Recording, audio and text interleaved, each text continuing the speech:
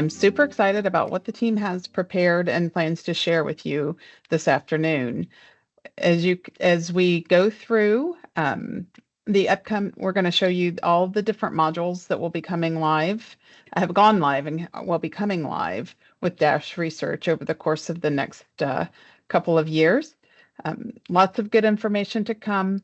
And I'm at this point in time, let's bring up the presentation and talk a little bit more about what's coming. Thank you. All right, let's go to, are we jumping right into the certifier focus, or I think we had a couple of slides in advance of this, correct? Yes, thank you. So when you look at what's available within the Huron Research Suite, it really is an all-encompassing suite. It will help us with the grants and agreements. Of course, the first two modules that have gone live are conflict of interest and employee compensation compliance, with the remainder planned throughout, I do believe, like January, February 2027.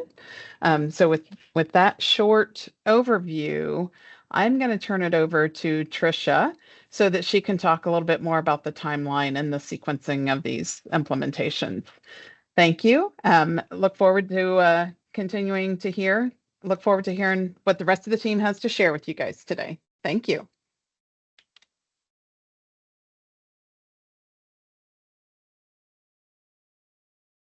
Good afternoon, everyone. I'm Tricia Page, the project manager for the Dash Research Initiative. Let's review the project timeline together. So we've got this up here where you can see that employee compensation compliance is live. We have started our first periodic certification actually this week. So that is in place. Conflict of interest has gone live as well in January for our new hires as well as for research. Our first annual disclosure will be in September, so there's more to look forward as far as training opportunities to be available for that time frame coming before September. We also have grants and agreements. It's two separate modules that'll go live in January. I'd like to also note the Institutional Review Board. We've got a different date here. They're going live in November. It's going to be targeting a paired go live with safety. We also have in between export control, which is a new module for all campuses, campus-wide as far as an electronic system.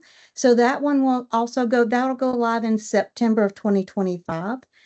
Those are all in the works right now. We're in the process of the implementation. The plan is to start IACUC and Institutional Animal Care and Use Committee in September 2025 with a potential go live date of May 2026. Then picking up with animal operations across the system and the targeting date of January 2027. So that's our timeline. And now I'd like to introduce Nicole Minshaw and Farah Rodriguez, who will guide us through a live demonstration of the ECC process in Dash Research. Thank you. Thank you, Ms. Tricia. I am Farah Rodriguez. I am your UTK Central Trainer, and I am joined by this amazing group of individuals, as well as my co-lead this afternoon, Ms. Nicole. I'm going to have her introduce herself, and then I hope that each and every one of you that are here this afternoon are joining us for the certification ECC process. So I am going to go ahead and pass over the mic to Ms. Nicole. Hi, everyone. I'm Nicole Minshall. I am the Dash Research Business Analyst and the analyst for ECC, as well as a central trainer for ECC. Thanks for joining us today. Thank you, Ms. Nicole. And just a little bit of housekeeping. Please make sure to ask your questions in the Q&A chat.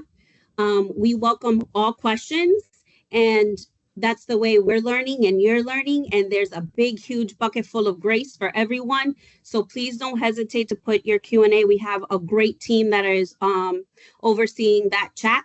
the Q&A. And so please don't be hesitant to put in your question. Again, all questions are welcomed. We will also be giving out resources towards the end where they're going to include all our materials from A through Z that we have created from the beginning of the stages of ECC. So this afternoon, we're going to go over a couple of things. We're going to do a combination of the slide deck as well as an high-level overview of a live demo that Ms. Nicole will be doing. So we're going to talk about your roles and what the certification process looks like, commonly used reports, and all the important dates to remember for the future and moving forward. Again, this is myself and Ms. Nicole. We are here for each and every one of you, your questions, if you need a one-on-one and all that good stuff. So what is ECC? We are all been hearing that acronym for a little, probably over 2 years, and it stands for the Employee Compensation Compliance. And it is what took over the IRIS world. When you used to certify monthly, you now will be using the Employee Compensation Compliance. We put an acronym, ECC, is just so you can start understanding what it stands for. Just like was mentioned earlier, ECC is fully live. There's no going back, stopping this train. It is fully live. And as each and every one of you that are sitting here, whether you're an effort coordinator, a primary effort coordinator, or a certifier, that has opened up and you have received emails, and it's official as of June 23rd, which was just this past Monday. If you look at that underlined little certifiers ECC, that is an actual live link of a demo that Ms. Nicole and myself put together with our Huron team. And again, it is about a 4-minute video that, in case you don't have access to the slide very quickly, you can see it from beginning to end on how to certify your effort statements and your project statements. Again, Oracle is what feeds into ECC. So ECC, you cannot do any changes in the process. You can only certify, review, and attest to it.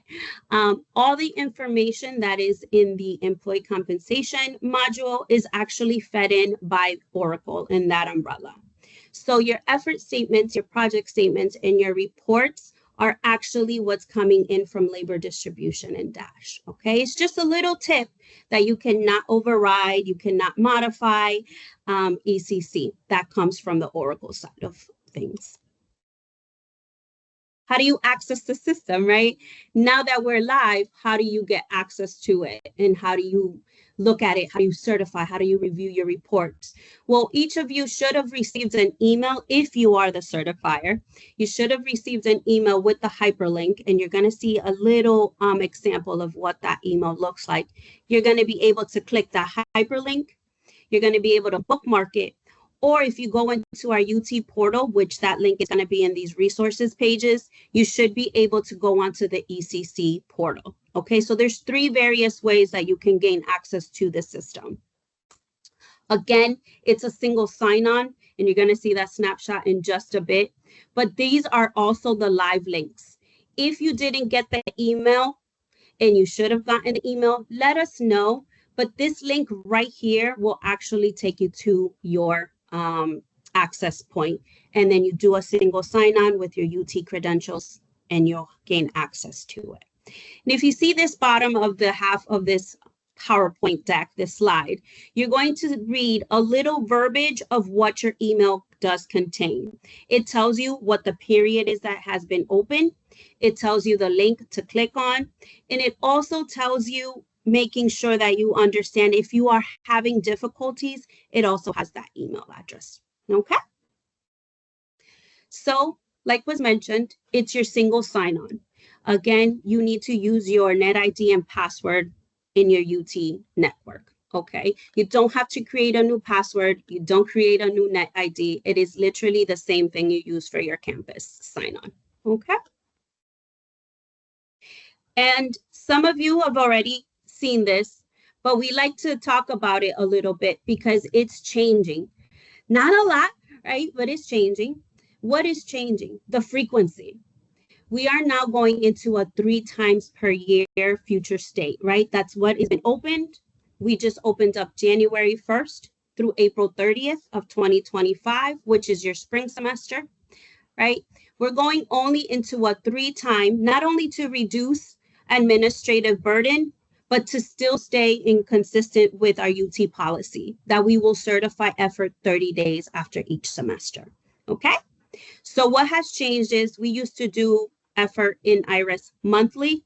We're moving to 3 times per year. And also the focus. We wanted to reduce audit risk as well as administrative burden. And so we're now going into a hybrid certification process. We're doing effort certification and project certification. And for some of you that haven't seen that yet, we're going to talk about that. And the hybrid certification now also reduces administrative burden. You don't have to certify everyone one by one by one, right? It's now a hybrid model, and here it is. So the effort statement is for that PI and that faculty who owns that project, right? Owns that sponsored project. And if you see the little image, we couldn't pick a better image, is that single person.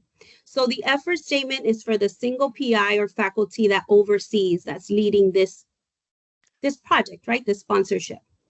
And then the project statement, this is the difference, encompasses everyone else who is non-faculty and non-PI working on the project. So the image under the effort statement is the one person, and the image under the project statement is multiple people. So if you have 8 people working on a project, you can now certify them in one swoop, right? In 4 clicks and done. And so that's reducing the administrative burden in the hybrid model. This status flow gives you the big picture, the macro picture of how the effort and project statements flow, right? So if you look at the left side where it says sponsored, that is where we're at. This is the world that we're in right now today. So the sponsored projects go into the ready for pre-review. So your primary effort coordinators received that email back in May, okay? They received that email and they reviewed all your effort statements and project statements to make sure that they're consistent, that the labor distribution is what's supposed to be in that effort statement. They're still working through those. And then they click it over to the pre-review stage. And hence why we're here today. It's already been ready for certification. And now all of you got your emails on Monday, the 23rd of this month, right? But let's talk a little bit deeper. Let's unpack that onion. If for any reason that labor distribution changed, that is greater than a 5% threshold, that will reopen up a certification. So if you see all the way down in the bottom on the right side, that last rectangle, rectangle says not certified, reopened by payroll adjustment. If any little behind the scenes happens in labor distribution that is greater than a 5% threshold variance, that will reopen up this certification, okay? And so I've had some individuals say, well, I know I did this. What happened? It will show back up in your window as it's been reopened by payroll adjustment. And that's an indication that something happened in labor distribution that fed into the ECC module. Okay, so make sure there's always that constant communication. And there it is, that constant communication with your effort coordinators, with your primary effort coordinator, your non-primary effort coordinator. So there's a lot of communication happening, because if something changes in labor distribution, ECC will reflect that. Okay, if any payroll adjustments need to be done, that needs to be communicated. Okay, the most important, these we hit on, there's a lot of important responsibilities, but these are one of the most important responsibilities that we wanted to talk about, because if you need a proxy or a designee, let's say the PI changes because the PI now is on a sabbatical for a year and that needs to change, or someone left and the departmental staff changes, you need to let us know, because we have to do those changes accordingly. And we do have a ticketing system, which that link will be shown at the end of today's presentation, making sure that you are communicating with not only your department, but with us here, okay? And then 3 times per year, making sure that you're certifying effort 3 times per year, okay? We are in the 3rd train stop right now, which is the certification period. So each period has a designee, right, as we call it. So right now, the notifications were sent out on Monday on the 23rd, and hence now these statements are now open, ready to be certified and attested and ready to go. That 4th train stop, the post-certification period, is ongoing, because if something opens up in LD for that period of performance that we're in, for example, we could be in December and something opened up because something was checked and needed to change for March 2025. That will reopen that. So making sure that post-certification period is always being looked at. And one of the responsibilities that we threw on that deck was making sure that you're staying in constant looking at your effort statements and project statements. Okay. And 4 clicks and done, it's one of my favorites. I know I talked to Nicole earlier when we were getting ready for this presentation, it's 4 clicks and done. This guide that we've created for all of you for materials, it's available, and it's one quick shot of a 4 clicks and done. And what does that mean? Let's go over it. So you as the certifier will receive that email. That's that first part of this screenshot. You click on that hyperlink. That's your first click. Your second click is you're going to go to your statements. You're going to review them, select the certify icon. If you see that little red arrow, it says certify, you click on it. Then that's your second click. Your third click is that certify button. It's a little bit of a aqua teal blue button and it says certify. That's your third click. And then your final click, your fourth click, is the attestation statement. It says basically is that you have reviewed this, you are giving it your 100% green light to go ahead and attest and check it off. Once you attest, that's your fourth, right? Your fourth click, you're done and your statements have been certified, okay? But if you see that other statement that says there is be sure to review all your statements in ECC throughout the year. Why? Because we just talked about that 4th train stop. If something happens in LD greater than a 5% threshold, it will reopen up ECC, okay? And I'm actually going to stop sharing and hand this over to my amazing co-lead, Nicole, because she's going to give you the live demo of an overview. That was great. Thanks, Farah. All right, let me share screen here.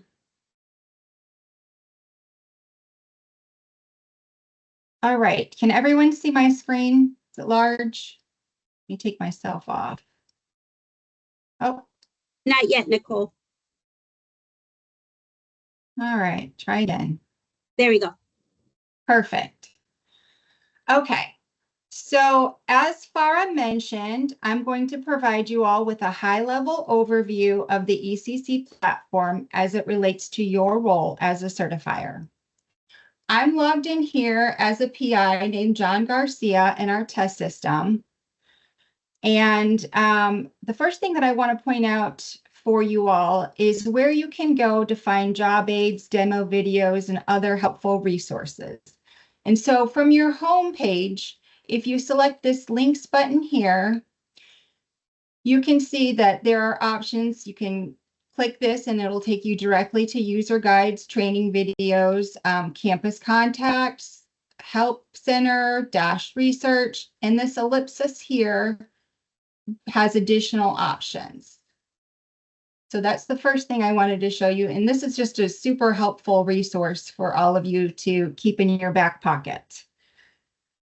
The second item I wanted to show you is where you can go to locate the primary effort coordinator for your department and where you can expect to find your grant manager information in the future. So if I select this project statement here, so this is John Garcia's work list, and we'll talk a little bit more about that in a minute. If I select this status here, hyperlink, it will take me to the project statement for John Garcia. And if you look over here to the right, you'll see some information, the project number, organization, title, all of that. And here you'll see your primary effort coordinator listed. Now, we do not have the grant manager name populated yet. That's a work in progress, and we will have that available in the very near future.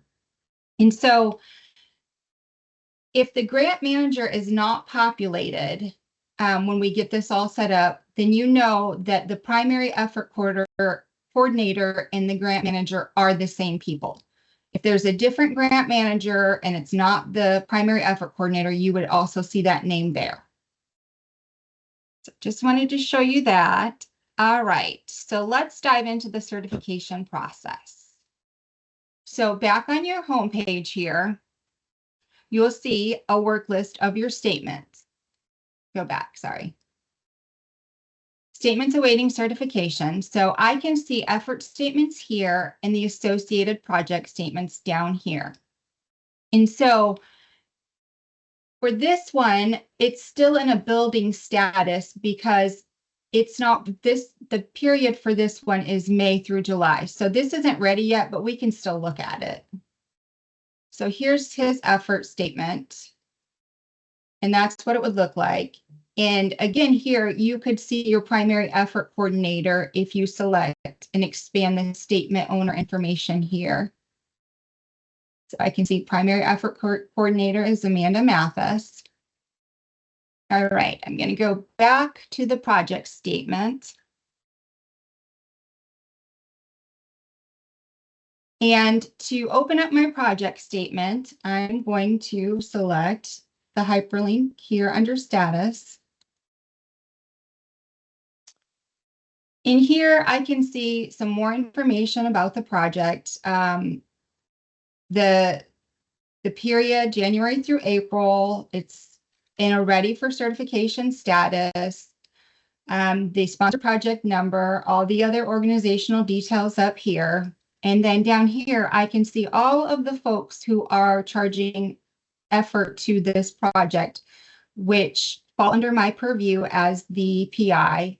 So I'm going to look over their statements for accuracy and then show you the certification process.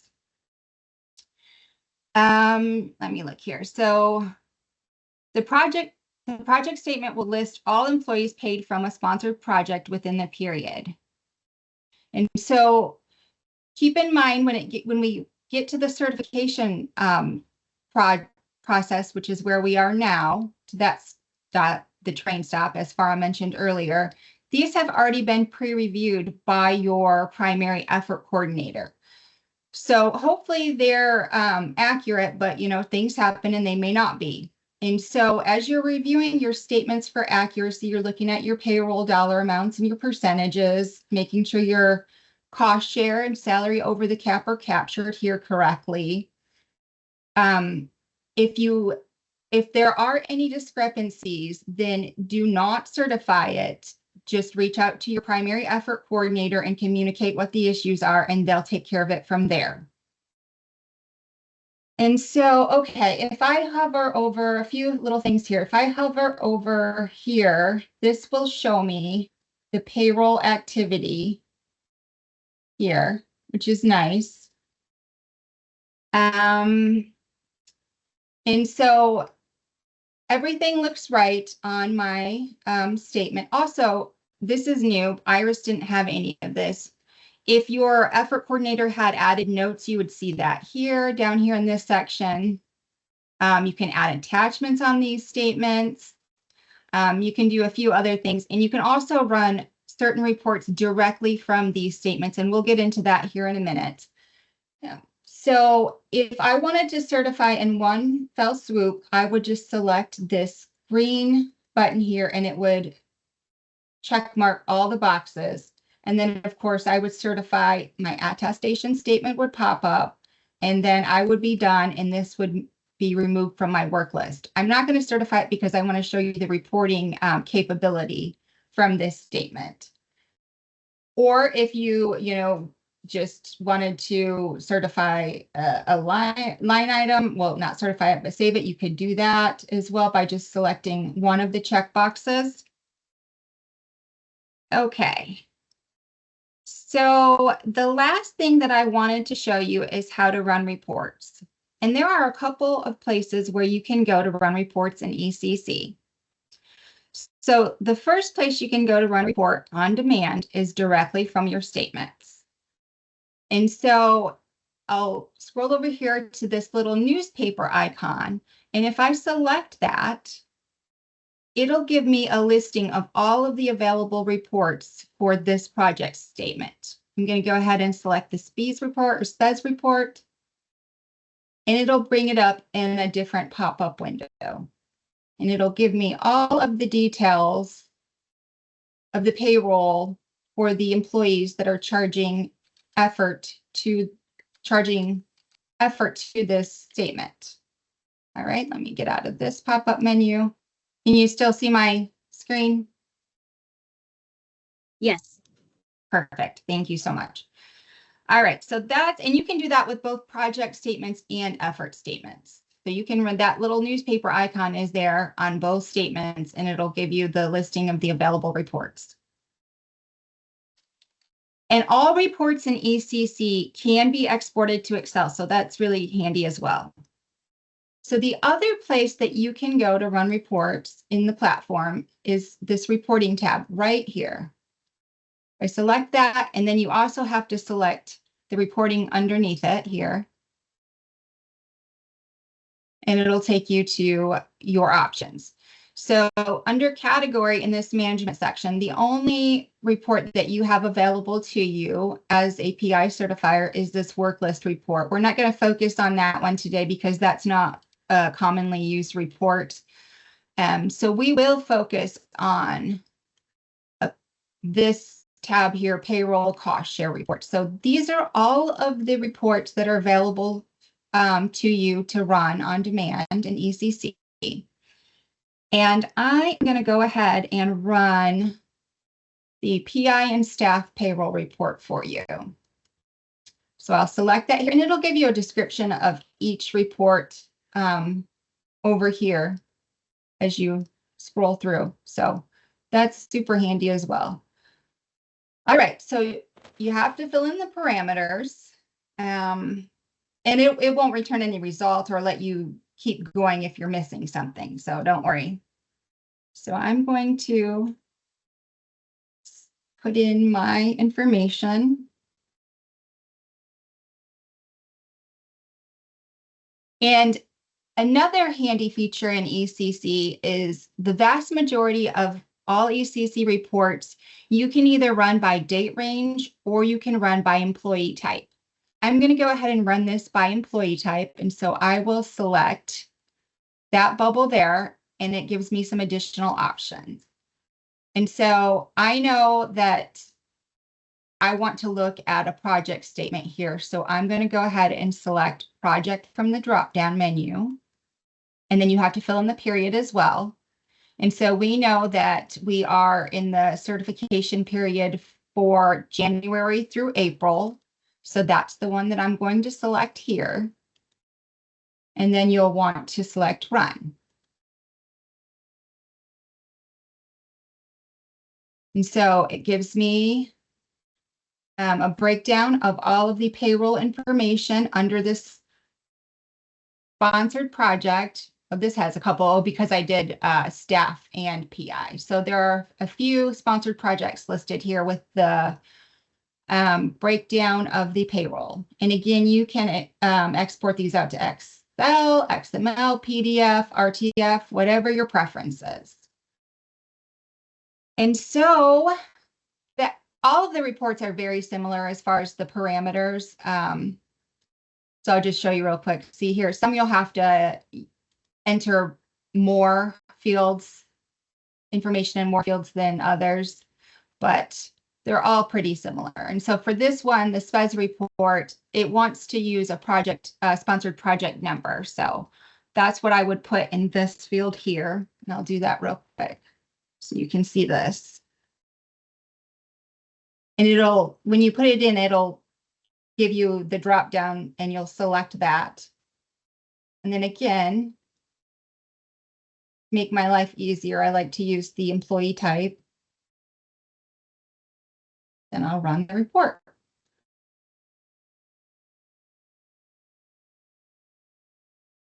There we go. Beautiful. All right, so that is all that I had for you. And now I'm going to turn it back over to Farah to wrap us up. Thank you, Nicole, and your amazing demoing. She's the behind the scenes individual. So let's go back to our PowerPoint. Can each of you see my PowerPoint? Yep. Perfect. So all the slides and all the demos, the live demo that Miss Nicole did are slides 21 through 33. They each have their own snapshot as well as the reports. We wanted to make sure, and if you look at it, you have the step guides, but we wanted to do live demo just so you can see how it's done. But each of the slides 21 through 33 are each step and process that she did with snapshots and steps. Okay, so remember that third train stop, that's where we're in. Let's talk about that fourth train stop, and we talked a little bit about it, but I'm gonna expand on that. That fourth train stop, the orange bubble. So the post-certification period, okay, is the process that initiates when anything is changed and loaded into LD, right? After the statement has been certified, and that's why it's highlighted in that teal color.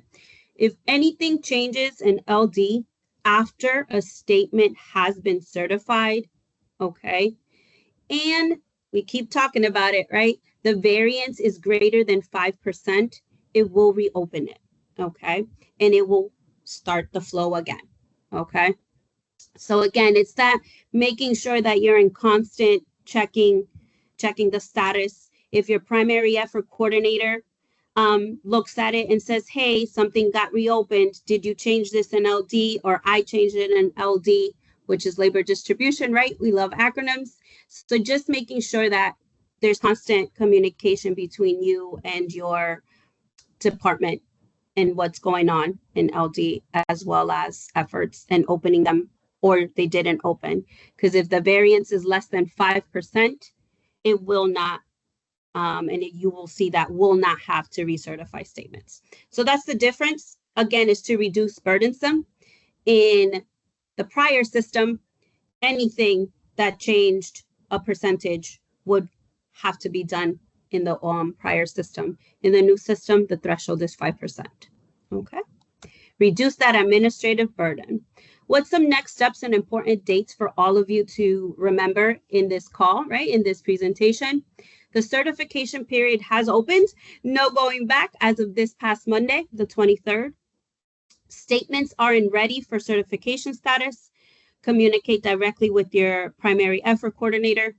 And if there's any changes, please make sure you let them know. And if their statement's still in the pre-review status, you will be able to see that, and you need to work with your primary effort coordinator to get them into the certification status. So you'll be able to do those 4 clicks and done.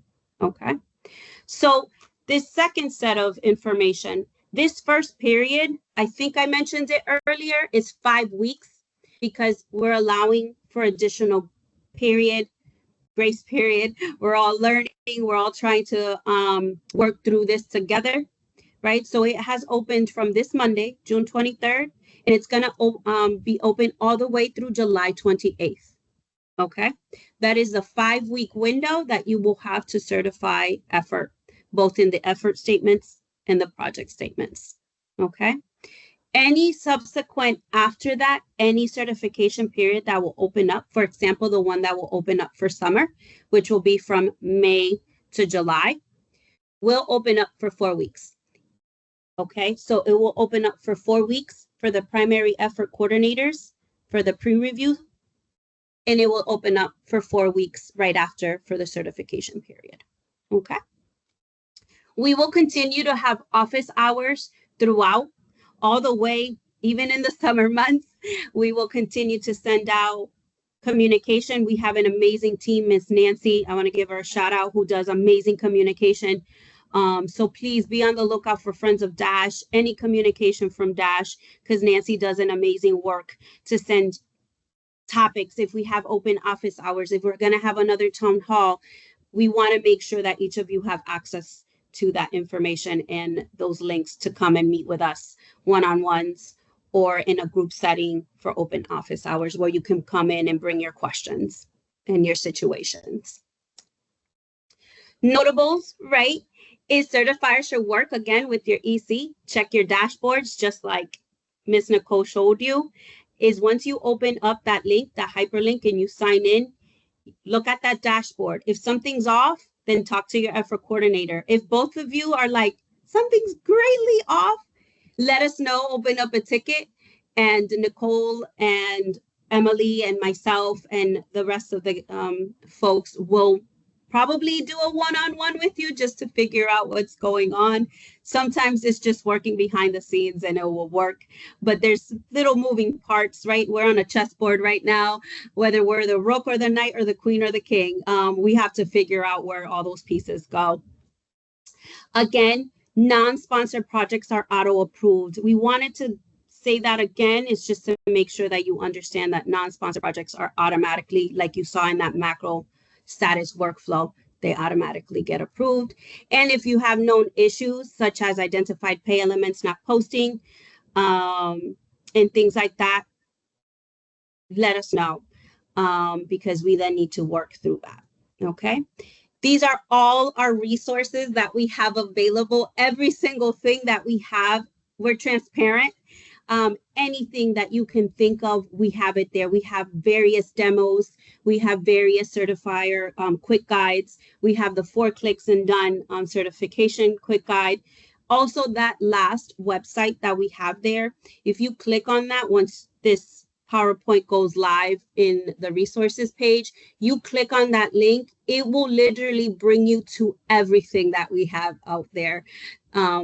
Available to each and every one of you, whether it's one document that you want to look for, which is the 4 clicks and done, or you want to go look at this demo again, they're all going to be there. Okay. It also has little information about who we are and what we're doing behind the scenes. And this is the amazing group of individuals that I get to work with every day, depending on the campus that you're in and working out of. These are the individuals that you would go and approach and ask your questions.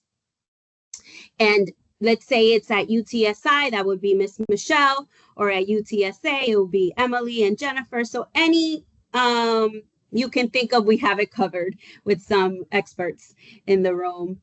Again, we have all our things are transparent, but don't forget to join the research community by clicking that under line-research site. Join it because that's where you'll know all our information, all our times, all our schedules that we have available for open office hours. If Nicole and I are doing a training of any sorts, we will have it there with the link. Some links you have to register ahead of time, and some links you just join us day of. So be on the lookout for those. And again, Nancy does an amazing job with sending out communications. And this is what I was talking about a little earlier, is how to access the portal. If you really want to, didn't get the hyperlink, your hyperlink is not working, that's okay.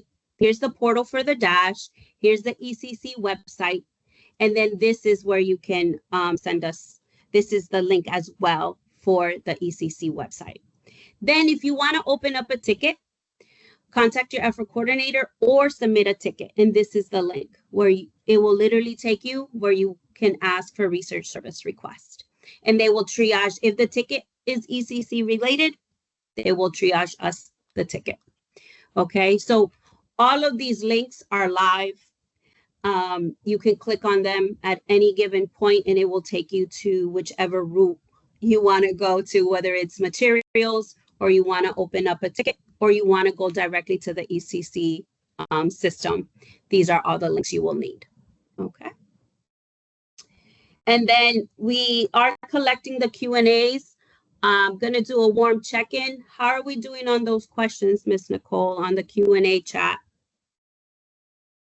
It looks like the majority of them have been answered. Let me see if there's any new. Beautiful. Okay, so we've got a new one from Davine here. When I look, oh, somebody answered it. Okay. Just kidding. See, I told They're you we quick. have an amazing group of individuals that are overseeing that Q&A that they will jump right on it. So making sure, continue to ask your questions because we will get a response. Maybe not right away, but we'll get a response to each and every one of you. Then some FAQs and additional notes. The preferred browsers to use ECC is Chrome and Firefox, right? This is very important. A little note, this is why we added it.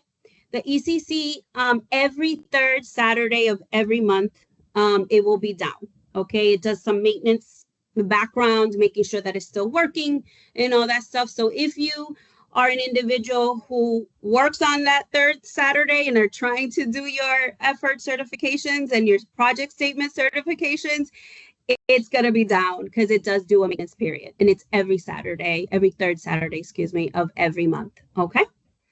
Please make sure your pop-ups should be enabled. All right. And the system will notify you. We just want to give you that heads up. If you're in that system and you forget and you log out, and you go work on your amazing research that each and every one of you do, it will time you out. Okay. If you're still within that window, it'll tell you how many seconds you have left. Make sure you click on it so you can stay on it. Okay. But it will automatically time you out. Okay. Why do you need to certify? Right? We still need to keep up with federal and state and UG guidance and UTK policies. Okay.